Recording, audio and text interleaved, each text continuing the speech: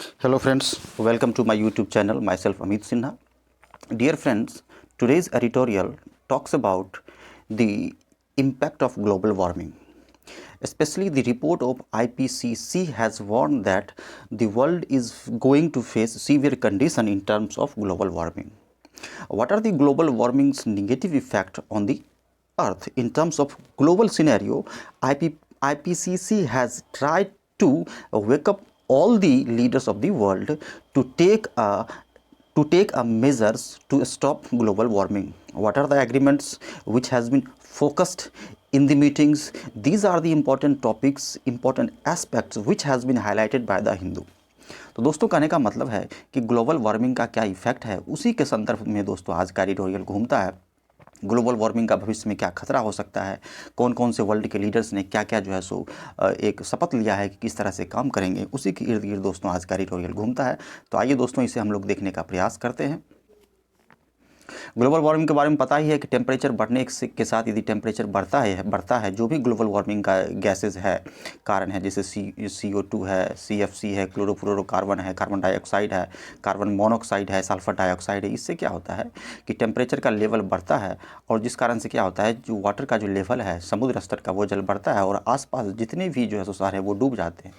Glaciers भी पिघलने लगता है अधिक गर्मी के कारण, उसका जल जो है सो समुद्र में जाता है और जल का स्तर बढ़ता है। ड्राउट्स, बाढ़, सूखा, इस तरह की तमाम तरह की जितने भी हैजार्डस हैं वो सब जो है सो ग्लोबल वार्मिंग के कारण होती है।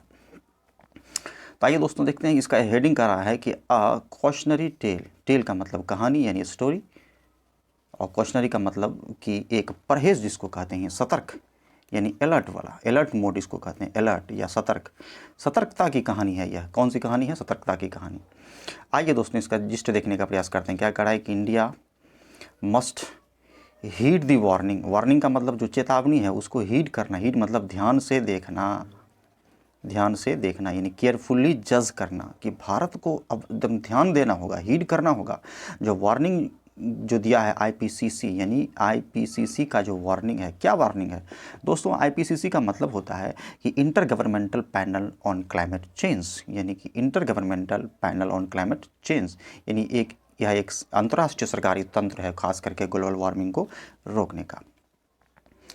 रिपोर्ट यानी ग्लोबल वार्मिंग के रिपोर्ट का जो वार्निंग है उसको भारत को ध्यान देना होगा और सोरअप करना होगा एडेप्टेशन मेजर्स को। मेजर्स का मतलब होता है कि स्टेप उठाना, यानी कदम उठाना होगा। एडेप्टेशन मतलब अनुकूल बनने के लिए, कि जैसा समय है उसके हिसाब से अडेप्ट करना, और सोरअप मतलब सपोर्ट करना, यानी गिरते का सहारा सोरअप होता है। सोरअप मतलब सपोर्ट करना यानी कि मदद करना। एंड सोरअप एडेप्टेशन मेजर्स यानी कौन सा कदम उठाना होगा? जो एडेप्टेशन हो, ताकि सपोर्ट किया जा सके ग्लोबल वार्मिंग को कम करने में। तो यही दोस्तों इसका जिस्ट था। तो आइए दोस्तों इसको हम लोग विस्तार से देखने का प्रयास करते हैं। देखिए बड़ा बेहतरीन तरीके से दिया है कि अमिड्स का मतलब के बीच में, किसी चीज़ के बीच में, उसको अमिड्स ग्लोबल टर्मोइल। टर्मोइल का मतलब जो उपद्रव है, यानी जो हलचल मचा हुआ है, अभी इसको हम लोग कह सकते हैं कि हलचल जो मचा हुआ है यूक्रेन को लेकर, रसिया यूक्रेन, कि इसी ग्लोबल टर्मोइल मतलब हलचल के बीच में the inter governmental panel on climate change, कि क्लाइमेट चेंज पर जो है सो अंतर्राष्ट्रीय जो सरकार है, इंटर गवर्नमेंटल मतलब एक देश की सरकार दूसरे देश की सरकार से बातचीत करती है, यानी कई तरह बहुत सारे देशों का एक समूह, इसलिए inter governmental panel on climate change. The largest, सबसे लार्जेस्ट, ये सुपरलेटिव डिग्री है इसलिए इसके पहले दा का प्रयोग किया है। इंटरनेशनल कंसोर्टियम है यह। कंसोर्टियम मतलब समूह यानी ग्रुप ऑफ पीपल और ऑर्गेनाइजेशन और कंपनी का या व्यक्तियों का या देशों का समूह को हम लोग कंसोर्टियम कहते हैं। कंसोर्टियम ऑफ साइंटिस्ट, कि साइंटिस्ट का जो है सो सबसे बड़ा जो है सो यह एक समूह है। कौन सा? यानी inter governmental panel on climate change पर जो बना है, जिसका मकसद होता है कि साइंटिस्ट एनालाइजिंग करता है, यानी कि विश्लेषण करता है और रिव्यू करता है, यानी देखता है the evidence on the present and future, कि अभी क्या स्थिति है और फ्यूचर में क्या होने वाला है। प्रेजेंट और फ्यूचर का जो एविडेंस है, एविडेंस मतलब साक्ष्य, यानी साक्ष्य के आधार पर जो है सो एनालिसिस करता है, रिव्यू करता है साइंटिस्ट का जो कंसोर्टियम है। क्या चीज़ का? तो मैन मेड इम्पैक्ट, कि मनुष्य के द्वारा जो भी मैन मेड यानी मनुष्य के द्वारा जो इम्पैक्ट है, यानी जो प्रभाव है, किसका प्रभाव? यानी जैसे कि हम लोग बाइक चला रहे हैं, चिमनियों से निकलने वाला धुआं, कहीं आग लगता है तो जंगल से निकलने वाला धुआं, तो और फिर रेफ्रिजरेटर से निकलने वाला जो गैस है यानी CFC, क्लोरोफ्लोरोकार्बन, है ना। क्लोरोफ्लोरोकार्बन जो है सो आपका फ्रिज से, रेफ्रिजरेटर से निकलता है, क्लोरोफ्लोरोकार्बन हो गया। उसके बाद सल्फ़र डाइऑक्साइड हो गया। सल्फ़र डाइऑक्साइड हो गया किससे? जो फैक्ट्रीज से निकलता है। कार्बन मोनोऑक्साइड व्हीकल से निकलता है। तो यह सब जो गैस है, मीथेन गैस जो है ना, फॉसिल फ्यूल्स के जलने से होता है। तो ये सब जो है सो क्या है, वातावरण के लिए हानिकारक चीज़। यही सब जो है ना एविडेंस है जिसके आधार पर जो है सो एनालिसिस किया जाता है कि क्या टेम्परेचर रहेगा। इम्पैक्ट ऑफ क्लाइमेट चेंज, वातावरण चेंज होने का मतलब है कि पूरा स्थिति जो है सो ना उलट पुलट हो सकता है। अब हैज़ का प्रयोग दोस्तों किसके लिए किया गया है कि the largest international consortium of scientist has analysing review evidence on the present future impact on climate change has a message. किसका मैसेज है? तो क्लाइमेट चेंज का। इसका सब्जेक्ट क्या है? Panel climate change has a message. उसका message क्या है कंसोर्टियम का? कि is predictably dire. Message is, देखिए तो दैट जो है सो रिलेटिव प्रोनाउन है ना। दैट का दो अर्थ में प्रयोग करते हैं, एक प्रोनाउन के रूप में, रिलेटिव प्रोनाउन के रूप में, दूसरा कंजंक्शन के रूप में। कंजंक्शन में दो वर्ड्स को या सेंटेंस को जोड़ते हैं। तो दोस्तों देखिए, ग्रामर का जो भी पोर्शन है उसको जो है सो मैं ग्रामर में डील करूँगा कल से दोस्तों, यानी कल से, फ्रॉम टुमारो से जो है सो A.K. सिंह का बहुत फेमस जो है सो बुक है a mirror of common error. इसमें ग्रामर का बहुत अच्छे तरीके से विश्लेषण दिया गया। उसमें जो है सो पूरी तरीके से मैं बताने का कल से एक सेट कराऊंगा उसका, यानी कि नाउन से स्टार्ट कर रहा हूँ।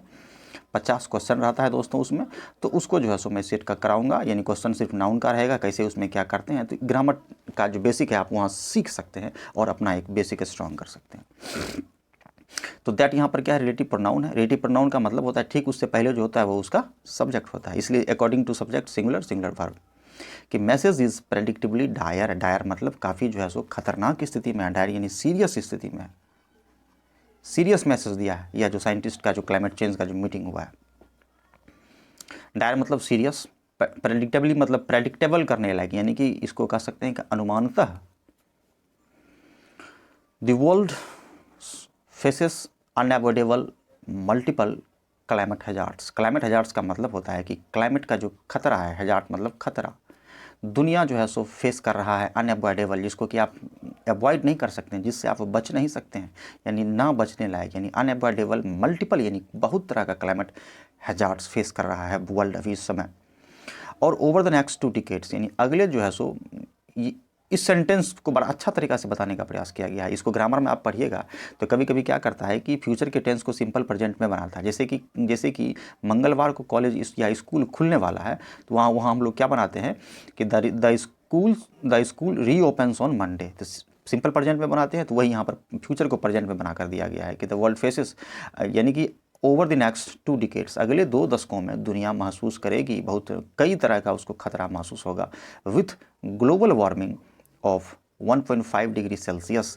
यानी कि ग्लोबल वार्मिंग आपका बढ़ जाएगा, 1.5 डिग्री सेल्सियस टेम्परेचर बढ़ जाएगा। यानी औसतन यदि मान के चलिए कि यदि 20 है तो इसमें और जुट जाएगा, यानी 21.5 हो जाएगा बढ़कर। इतना एवरेज जो है बहुत ज़्यादा होता है। 0.5 भी यदि बढ़ गया तो बहुत ज़्यादा हो जाता है।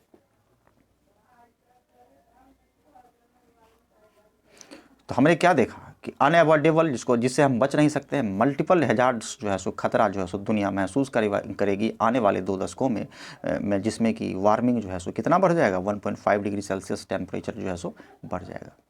इवन टेम्पररली, यानी तत्कालिक कुछ क्षण के लिए, एक्सीडिंग दिस वार्मिंग लेवल, कि अभी जो आपका जो है सो वार्मिंग लेवल एक्सीड कर रहा है, जो बढ़ रहा है, जो वर्तमान स्थिति है, वुड मीन, इसका मतलब होगा एडिशनल सीवियर इम्पैक्ट्स, कि इसका अतिरिक्त जो है सो आपको सीवियर यानी गंभीर परिणाम आपको देखना पड़ेगा। इम्पैक्ट मतलब परिणाम या निगेटिव प्रभाव, निगेटिव रिएक्शन या प्रभाव भी कहते हैं इसको, जिसमें से some of which will be irreversible, जिसमें से कुछ जो है इरिवर्सिबल हो गया, यानी उसको पुनः आप ठीक नहीं कर सकते हैं।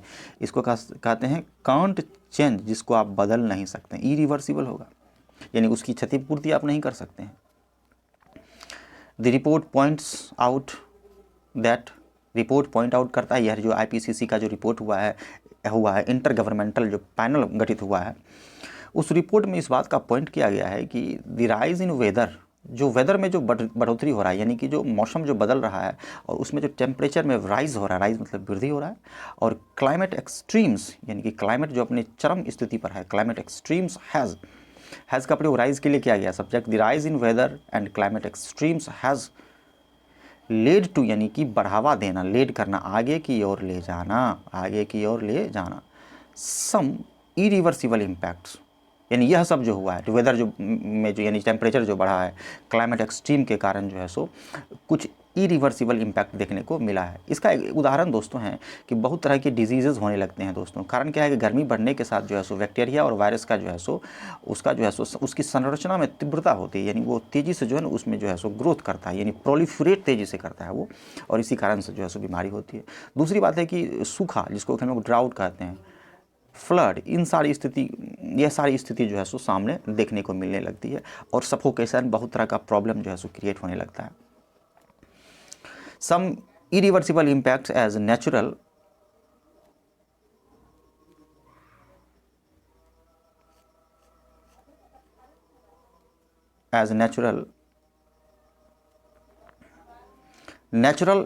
and human systems are pushed beyond their ability to adapt। बड़ा अच्छा शब्द कह रहा है कि कुछ इरिवर्सिबल इम्पैक्ट है, जैसे नेचुरल और ह्यूमन सिस्टम जो है सो, जो हमारा जो नेचुरल सिस्टम है, जो मनुष्य का जो सिस्टम है, वो क्या हो गया है कि पुस्ट बियॉन्ड देयर एबिलिटी, क्योंकि उसका जो एबिलिटी है उससे बियॉन्ड जो है सो वो बढ़ गया है और एडेप्ट हो गया है। यानी कि हमारा जो टेम्परेचर पहले का जो था वो बिल्कुल अभी नहीं है, और इसके हिसाब से हम अपने आप को ढाल लिए हैं, और वही कह रहा है कि एडेप्ट हो गया। एडेप्ट मतलब अनुकूल हो जाना, वो पुष्ट कर दिया। क्यों, किसके कारण हुआ है? ग्लोबल वार्मिंग के कारण हुआ है, यानी जो क्लाइमेट चेंज हो रहा है उसके कारण ऐसा स्थिति जो है सो बिल्कुल बदल गया है। अल्यूडिंग बड़ा अच्छा शब्द, इसका मतलब एक संकेत, गुप्त संकेत, इसको कहते हैं साइन होना, भविष्य के लिए कुछ साइन होना, साइन या संकेत।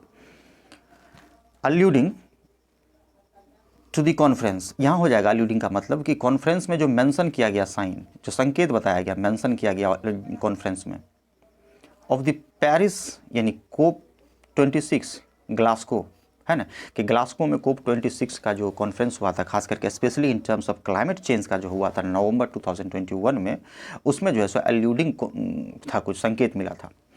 उस रिपोर्ट नोट्स करता है, नोट्स मतलब कहता है, यहाँ वर्ब का काम कर रहा है, रिपोर्ट सब्जेक्ट हो गया, यहाँ नोट्स नाउन नहीं है दोस्तों, ये क्या है, वर्ब है। नोट करता है कि most of the targets that countries have set for themselves, कि कंट्रीज़ ने, ये देखिए दोस्तों देमसेल्फ रिफ्लेक्सिव प्रोनाउन है, इसका सब्जेक्ट क्या है, most of the countries, plural है, इसीलिए प्लूरल का यहाँ पर प्रयोग किए हैं। दे के साथ क्या लगाते हैं, देमसेल्फ रिफ्लेक्सिव प्रोनाउन। कि अधिकांश कंट्री ने अपने आप को टारगेट दिया है कि कार्बन का जीरो इमिशन करेंगे या इमिशन कम करेंगे, तो उसका पार्टिकुलर टारगेट सब कंट्री ने मिलकर लिया है इस मीटिंग में, और उसको कम करने का प्रयास किया जा रहा है। तो कम कैसे करेंगे कि जो भी हार्मफुल जो है सो हजार्डस गैसेस हैं उसको आप कम कीजिएगा, प्रोडक्शन कम कीजिएगा। चाइना बहुत ज़्यादा लार्ज मात्रा में जो है सो, जितना आप इंडस्ट्रियलाइजेशन की ओर जाएंगे उतना जो है सो ग्लोबल वार्मिंग बढ़ेगा, है ना। तो वही यहाँ पर कह रहा है कि टारगेट लिया है कि कंट्रीज़ हैव सेट फॉर मतलब बनाया है अपने लिए, आर टू फार, लेकिन बहुत बड़ा है टारगेट है, यानी बहुत दूर भी इसको कह सकते हैं। आप जितना लगाए हैं बहुत दूर है, तब तक तो बहुत नुकसान हो जाएगा। Far in the future to have an impact in the short term, कि आप जो टारगेट लिए हैं वो तो बहुत लंबा टारगेट है आपका, लेकिन आपको शॉर्ट टर्म में उसका इफेक्ट जो मिलेगा, यानी कुछ ही दिन में जो उसका प्रभाव मिलेगा, उससे आप कैसे बचिएगा। यानी कि आप क्या कीजिएगा, 25 साल के बाद जो है सो, कहने का मतलब जो है सो 25 साल के बाद आप कार्बन एमिशन रोकिएगा, तो अभी 5 साल में जो स्थिति होगी उससे कैसे बचा जा सके। Meaningfully impact the short term at meaningfully reducing the climate impact, कि क्लाइमेट इम्पैक्ट को रिड्यूस करने के लिए आपने जो टारगेट लिया है उसका शॉर्ट टर्म इम्पैक्ट जो है सो आपको मिल रहा है, मिलेगा, कहने का मतलब। अब यहाँ से देखिए दूसरा पैराग्राफ में भारत के बारे में कह रहा है कि भारत क्या कह रहा है। जाहिर सी बात है कि इंटरनेशनल टर्म पर जो है सो हम लोग मेंस भी लिखते हैं ना दोस्तों, तो इसी तरह से जो क्वेश्चन बनाने का प्रयास करते हैं कि पहले तो उसका हर एक चीज़ देखने के बाद जो है सो भारत के संदर्भ में भी उसकी परिचर्चा करते हैं। India will achieve, Bharat achieve करेगा नेट जीरो इमिशन। इमिशन मतलब होता है उद्भव, निष्कासन, जैसे गैस का निकलना, जैसे फैक्ट्री के चिमनी से जो धुआं निकलता है उस निकलना को हम लोग बोलते हैं इमिशन। इमिशन मतलब होता है निकलना, याद रखेंगे, इमिशन मतलब निकलना, गाड़ियों से धुआं निकलना इमिशन होना।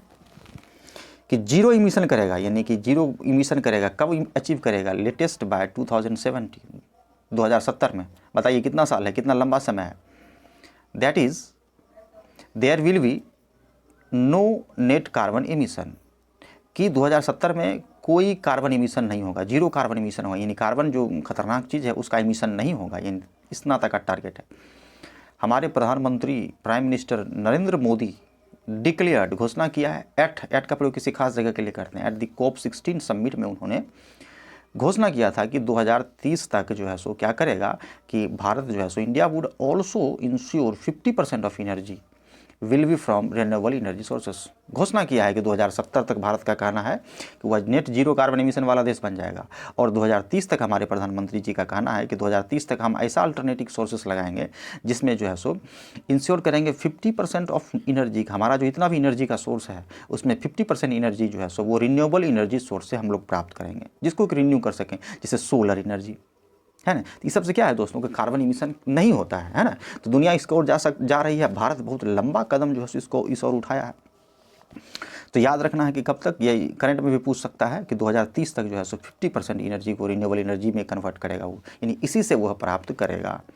जबकि however none of this can help the, अब कह रहा है कि जो भी कदम आप उठा लें, चाहे जितना भी आप जो है सो परिश्रम कर लें, लेकिन कोई भी आपका फ्रूटफुल नहीं होगा।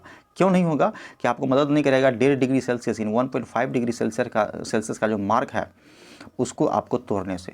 None of this can help the 1.5 degree Celsius mark from being breached, कि ब्रिच मतलब तोड़ना, खास करके इसका प्रयोग करते हैं रिकॉर्ड तोड़ने में, रूल्स एंड रेगुलेशंस को तोड़ने में, रूल्स एंड रेगुलेशंस को तोड़ने में ब्रिज का प्रयोग करते हैं, है ना। कि आप जो 1.5 डिग्री सेल्सियस है उसको कोई रोक नहीं सकता है। ब्रिज मतलब तोड़ना, याद रखना है, रूल और रेगुलेशन को तोड़ते हैं तो ब्रिज, उल्लंघन करना भी इसका सही मीनिंग दोस्तों, उल्लंघन करना। A major point of emphasis of the report, कि जो रिपोर्ट प्रस्तुत हुआ है उसका जो सबसे महत्वपूर्ण पॉइंट था, वह जो एम्फेसिस था जिस पर उस पॉइंट पर जो जोर दिया गया, उसी पॉइंट पर, जिस पॉइंट की बात कर रहा है, पार्टिकुलरली फॉर साउथ एशिया,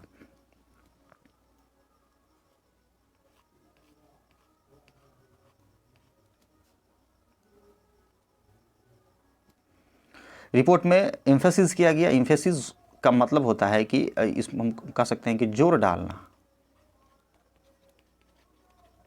इसको तवज्जो देना भी कहते हैं, तवज्जो, ज़्यादा इंपॉर्टेंस दिया गया। Report particularly for south Asia के लिए, इज का प्रयोग दोस्तों रिपोर्ट के लिए किया गया है, ये सब्जेक्ट है इसका, ये वर्ब।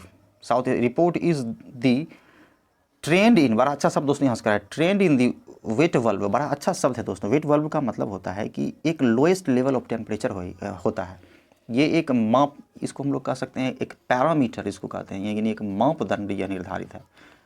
टेम्परेचर का एक मापदंड है, जैसे यहाँ है ना, इसको मापा जाता है, थर्मामीटर से मापा जाता है। थर्मामीटर इसका एक अपना मीटर है मापने का, टेम्परेचर जिसको कि हम लोग रेड बाय थर्मामीटर, है ना, wet bulb read by thermometer, खास करके इसका जो टेम्परेचर है ना एयर टेम्परेचर के बराबर होता है, तो वो एक मापदंड इसको कह सकते हैं।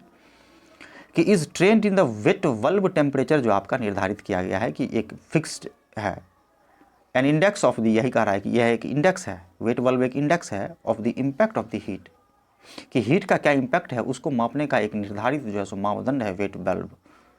एंड ह्यूमिडिटी का, कि कितना ह्यूमिडिटी मतलब क्या है, कितनी क्या कहते हैं, उमस, humidity combined and its effect on health, कि इसका क्या, जैसे हीट का, ग्लोबल वार्मिंग बढ़ रहा है तो ह्यूमिडिटी बढ़ रहा है तो उसका क्या हेल्थ पर इफेक्ट होता है, उसका एक इंडेक्स है मापने का, जिसको हम लोग वेट वल्ब कहते हैं।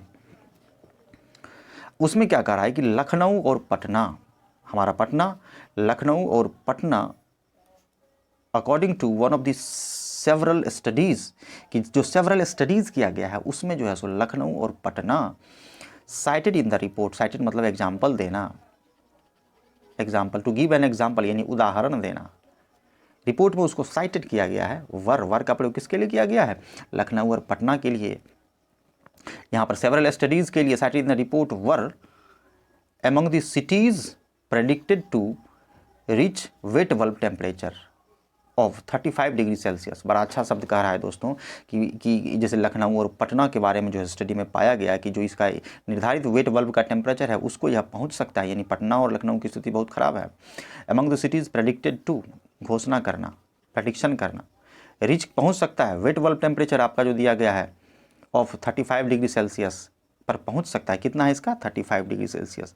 हर एक जगह का अलग अलग निर्धारित है। If emissions continue to rise, कि लगातार जो आपका इमिशन यानी उद्भव होता है, जो गैस का जो उद्भव है, आप लगातार इमिशंस होता है, निकलता है, कंटिन्यू टू राइज होता है, तो आपका जो है सो यह जल्द ही आपका क्या होगा, वहाँ तक पहुँच जाएगा।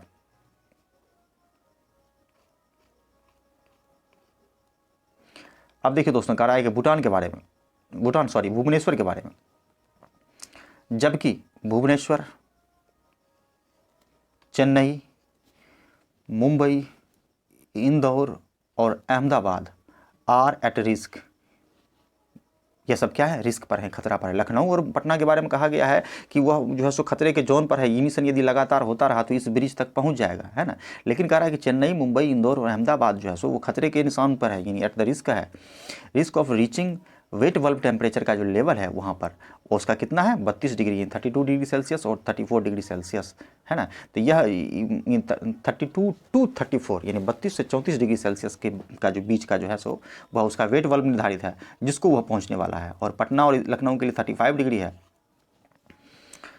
दिस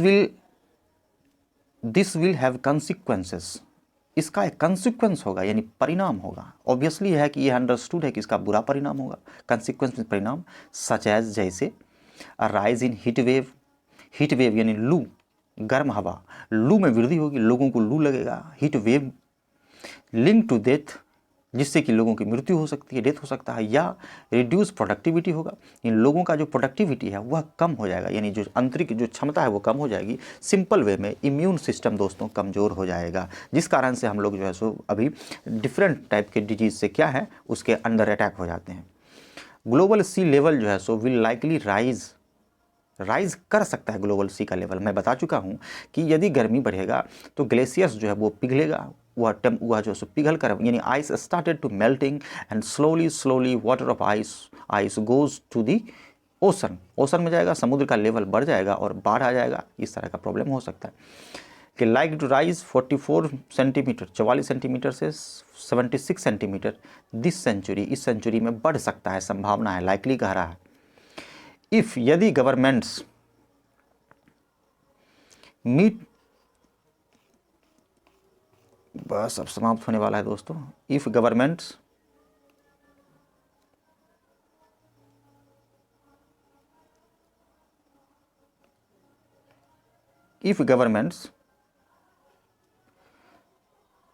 थोड़ा सा और नीचे आएगा, हाँ, if governments meet their current emission cutting places.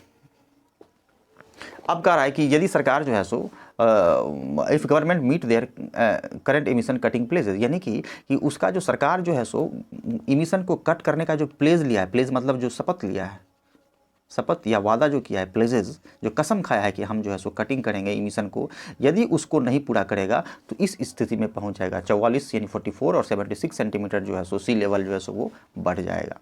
If government meet their curriculum current emission cutting pledge को यदि नहीं पूरा कर सकते, देखिए कितना घुमा कर द हिंदू लिखता है, इसलिए द हिंदू जो बहुत फेमस है। और जो यूपीएससी एस्पिरेंट हैं, जो आईएएस आईपीएस जिसको हम यूपीएससी कह सकते हैं, सिविल सर्विसेज की जो तैयारी करते हैं, उनका फेवरेट है। But with higher emissions and if ice sheet collapse, लेकिन कह रहा है कि लेकिन प्लस माइनस वाला सेंटेंस, कि यदि हायर इमिशन होता है यानी ज़्यादा मात्रा में गैस निकलता है या इमिशन होता है, and if ice seats collapse, ice seats collapse करता है, आइस सीट मतलब क्या होता है? ग्लेशियर का पिघलना, ग्लेशियर पिघलेगा तो हम लोगों ने देखा क्या कि जो है सो हमारे उत्तराखंड में भी जो है सो एक बहुत बड़ा हजार्डस हुआ था, है ना, चमोली डिस्ट्रिक्ट में। तो वो क्या है, आइस शेल्ट भी कोलैप्स कर सकता है। कोलैप्स मतलब ध्वस्त होना, ढह कर गिरना तेजी से, यानी मोर क्विकली, है ना, मोर क्विकली हो सकता है। देन मोर के साथ देन कंपेटिटिव डिग्री लगाया है, एक्सपेक्टेड जैसा अनुमान था उससे तेजी से अनुमान लगाए हैं कि 2025 में कोई काम होगा वो हो जाएगा 2023 में ही, तो वो अनुमान से पहले ही हो जानी, यानी एक्सपेक्टेड, यानी जो आप एक्सपेक्ट किए हैं, अनुमान लगाए हैं। Sea levels could rise as much as 2 metres, कि लगभग आपका 2 मीटर जो है सो सी लेवल, समुद्र का जो स्तर है वो बढ़ सकता है, कुड का प्रयोग किया है। This century and 5 metre by 2151, तब बहुत ज़्यादा हो जाएगा, 5 मीटर बढ़ जाएगा तो बहुत ज़्यादा हो जाएगा, आसपास का जितना है वो सब डूब जाएगा। कि ये 2151 में जो है सो हुआ इतना बढ़ सकता है। India is one of the most vulnerable countries. अब कहा है कि भारत जो है ना सबसे मोस्ट वल्नरेबल कंट्रीज़ में आता है, यानी कि जिसकी स्थिति दयनीय है, यानी बहुत ज़्यादा खतरनाक स्थिति में भारत है, यानी मोस्ट वल्नरेबल कंट्रीज़ में भारत आता है। किस संदर्भ में? In terms of the population के संदर्भ में, चूँकि जनसंख्या बहुत ज़्यादा है। That will be affected by sea level rise, जो कि सी लेवल यदि बढ़ेगा तो इफेक्ट होगा, चूँकि बहुत अधिकांश जनसंख्या जो है सो समुद्र के इर्द गिर्द भी रहती है। जैसे मुंबई वगैरह है, ये कोस्टल एरिया जो भी है ना हमारा, जो यह कोस्टल एरिया वाला भाग है, यह बहुत ज़्यादा प्रभावित दोस्तों होगा। यहाँ उड़ीसा हो गया, तो इस तरह से जो है सो प्रभावित होगा। By the middle of the century, अब कह रहा है कि मिडल ऑफ द सेंचुरी में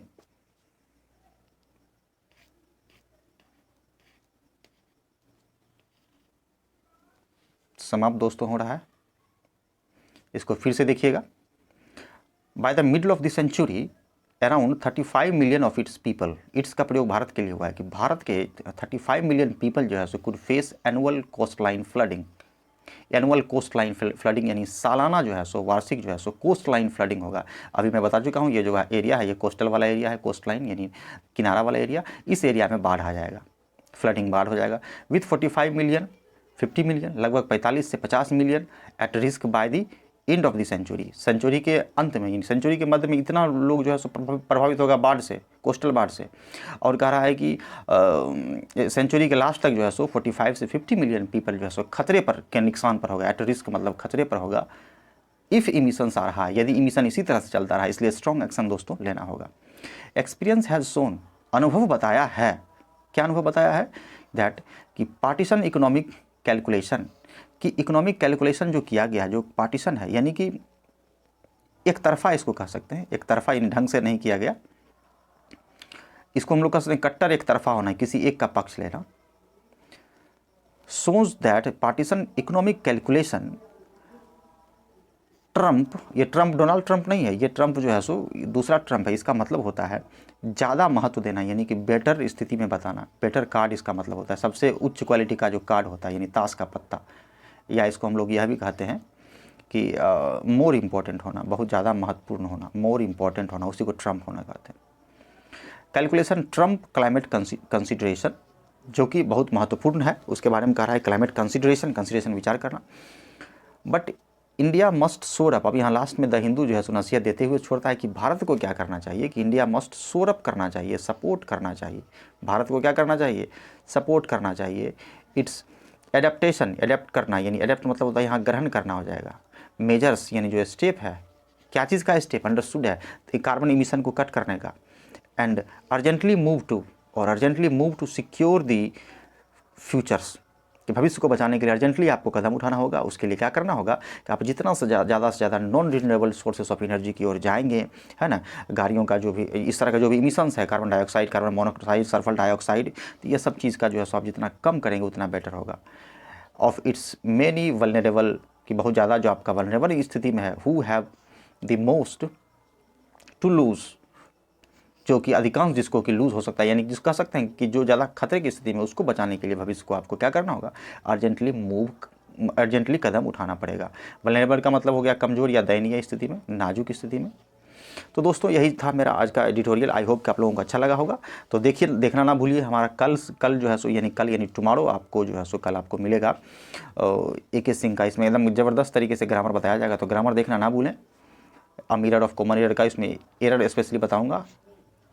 एरर में ही जो है सो नाउन का कहाँ क्या यूज़ होता है, noun, pronoun, verb, adverb, preposition, conjunction, सारा चीज़ डील किया जाएगा।